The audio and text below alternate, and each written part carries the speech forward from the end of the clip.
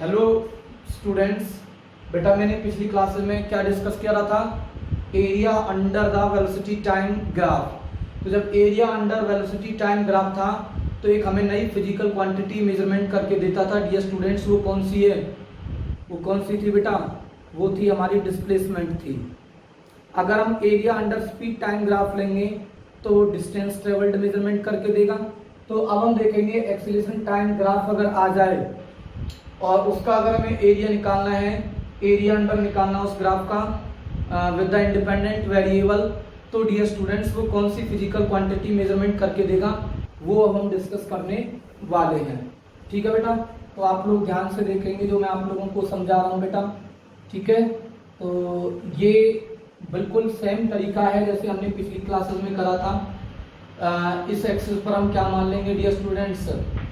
Acceleration हो जाएगा और इस एक्सिस पर क्या होगा डियर स्टूडेंट्स? हमारा टाइम होगा।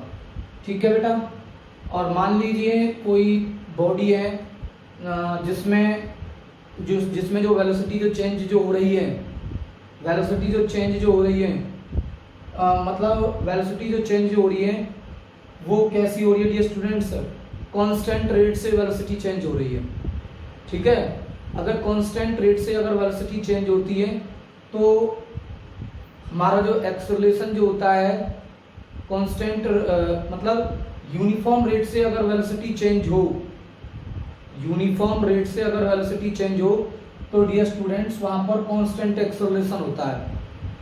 ठीक है, कैसे एक्सेलरेशन होता है? Constant acceleration. तो जब एक्सेलरेशन जब कांस्टेंट होता है, मान लो कोई बॉडी है, कोई बॉडी मूव कर रही है विद एन एक्सेलरेशन ए, तो बॉडी मूव कर रही है विद एन एक्सेलरेशन किससे बेटा? ए से मूव कर रही है और at every instant of time में उसका जो एक्सेलरेशन है वो कांस्टेंट होता है डियर स्टूडेंट। तो ग्राफ कैसा आएगा डियर स्टूडेंट्स? कैसा आएगा? ग्राफ आएगा डियर स्टूडेंट्स हमारा कैसा? इस तरीके का आएगा, मतलब टाइम एक्सेस के क्या होगा? पैरेलल होगा। एक आप लोगों को मैं एक चीज बता देता हूँ डियर स्टूडेंट्स, एक क्वेश्चन है एनसीईआरटी में कि name the physical quantity which is measured by the velocity time under the area. Name the physical quantity which is measured by the area occupied in between the velocity time graph with the independent variable। तो क्या बताओगे? आप लोगों को बता दिया displacement है। यहाँ देखते हैं ये क्या होगा। ये हमारा ये हमने मान लिया है A और ये क्या हमारा B। ठीक है, ठीक है बेटा। मैंने मान लो किसी इंस्टेंट पर, मैंने माना कि किसी इंस्टेंट पर t एट एनी इंस्टेंट पर या t सेकेंड पर उसकी जो एक्सेलरेशन है डियर स्टूडेंट्स वो OA एक्सेलरेशन कितना है? OA एक्सेलरेशन है। तो मैंने क्या करा, इस B पॉइंट से इस पॉइंट पर क्या डाल दिया? एक परपेंडिकुलर डाल दिया इस टाइम एक्सिस पर। ठीक है बेटा, क्या डाल दिया? टाइम एक्सिस पर एक परपेंडिकुलर डाल दिया बेटा। ओके, तो अब आपको पता है कि जो एक्सेलरेशन जो टाइम जो ग्राफ है उसके अंदर में ये वाला एरिया ऑक्यूपाइड जो हो रहा है, ये एरिया ऑक्यूपाइड हो रहा है डियर स्टूडेंट। ठीक है, तो आप ध्यान से सुनना इस चीज जो मैं आपको बता रहा हूँ। ठीक है बेटा, तो ये एरिया ऑक्यूपाइड जो हो रहा है तो मतलब area under the acceleration time graph as shown in figure, वो किसके बराबर है डियर स्टूडेंट्स? वो किसके बराबर है? जो एरिया निकल के आ रहा है, मतलब जो एरिया जो है वो ए जो है वो एरिया ऑफ क्या है डियर स्टूडेंट्स? मतलब क्या है? रेक्टेंगल है। क्या है डियर स्टूडेंट्स? रेक्टेंगल। ये मैंने मान लिया सी पॉइंट। रेक्टेंगल कौन सा है डियर स्टूडेंट्स? OABC। जरा इसको निकालो, इसको कैसे निकालोगे? तो area is equal to area of rectangle OABC बराबर में कैसे लिखोगे? एरिया लेंथ इंटू में विड्थ। लेंथ कितनी है इसकी बेटा? लेंथ मान लो AB मान लो या इसकी क्या मान लो? OC मान लो। तो मैंने माना OC, इनटू में विड्थ कितनी है डियर स्टूडेंट्स इसकी, BC, क्या है बेटा, BC है, ठीक है बेटा। अब इसको आप एनालिसिस करो, आप देखो OC, देखो OC जो है बेसिकली क्या है, जब कोई पार्टिकल मूव कर रही थी तो उसका वो क्या है, टाइम टेकन है। तो ये हो गया हमारा टाइम टेकन इनटू में, टाइम टेकन इनटू में, टाइम टेकन इनटू में क्या होगा डियर स्टूडेंट्स, बताओ, टाइम टेकन इनटू में क्या हो जाएगा बेटा, BC है। तो BC को देखो, BC क्या है कि OC इंटरवल ऑफ टाइम पर जो एक्सेलरेशन है उस मूविंग बॉडी का वो कितना है बेटा, BC है, मतलब वो एक्सेलरेशन है, क्या है बेटा, वो एक्सेलरेशन है, क्या है वो, एक्सेलरेशन है।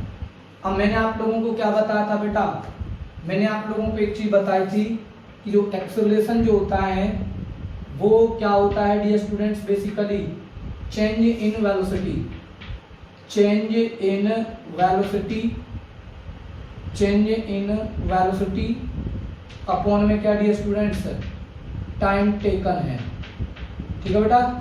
अगर मैं देखूं चेंज इन वेलोसिटी निकालूं, तो चेंज इन वेलोसिटी अगर मैं देखूं तो change in velocity, change in velocity is equal to, change in velocity is equal to क्या है बेटा, एक्सेलरेशन इनटू में टाइम है, एक्सेलरेशन इनटू में क्या है, टाइम है।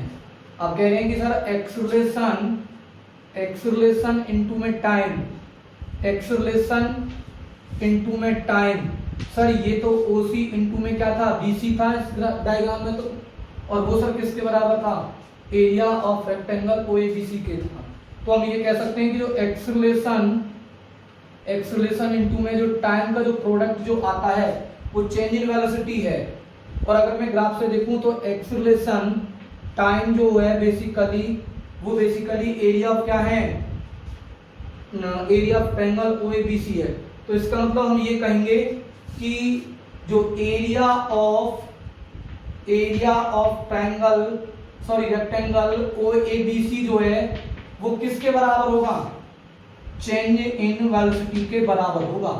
किसके बराबर होगा बेटा, चेंज इन वेलोसिटी के बराबर होगा, ठीक है। तो मतलब कहने का मतलब क्या है कि, कहने का मतलब ये है कि जो एरिया अंडर जो एक्सेलरेशन जो टाइम जो ग्राफ जो होगा वो डियर स्टूडेंट्स वो क्या मेजरमेंट करके देगा, चेंज इन वेलोसिटी मेजरमेंट करके देगा। क्या मेजरमेंट करके देगा, चेंज इन वेलोसिटी को मेजरमेंट बताएगा, चेंज इन वेलोसिटी का मेजरमेंट आपको कैलकुलेट करेगा, ठीक है। तो जैसे मैं आप लोगों को एक क्वेश्चन समझाता हूं, तो ध्यान रखना सीधा, area under speed time graph, area under speed time graph, area under किसका, स्पीड टाइम ग्राफ का, स्पीड टाइम ग्राफ का वो क्या मेजरमेंट करके देता है, डिस्टेंस ट्रेवल, और वेलोसिटी टाइम ग्राफ का डिस्प्लेसमेंट, और एक्सेलरेशन टाइम ग्राफ का जो एरिया जो मेजरमेंट जो होगा अंडर द एक्स एक्सिस या अंडर द इंडिपेंडेंट वेरिएबल, तो वो मेजरमेंट करके देगा, चेंज इन वेलोसिटी बताएगा। क्या बताएगा, चेंज इन वेलोसिटी। तो एक न्यूमेरिकल आप लोगों को एक समझाता हूँ ग्राफ से, वो आप लोगों को समझ में आएगा बेटा, ध्यान से देखना कितनी वेलोसिटी चेंज हुई है और कितनी नहीं हुई है, ये हम देखते हैं इस चीज से। देखो सिंपल सी चीज है, मान लो ये 1 है, ये 2 है, ये 3 है, ये 4 है, ये 5 है,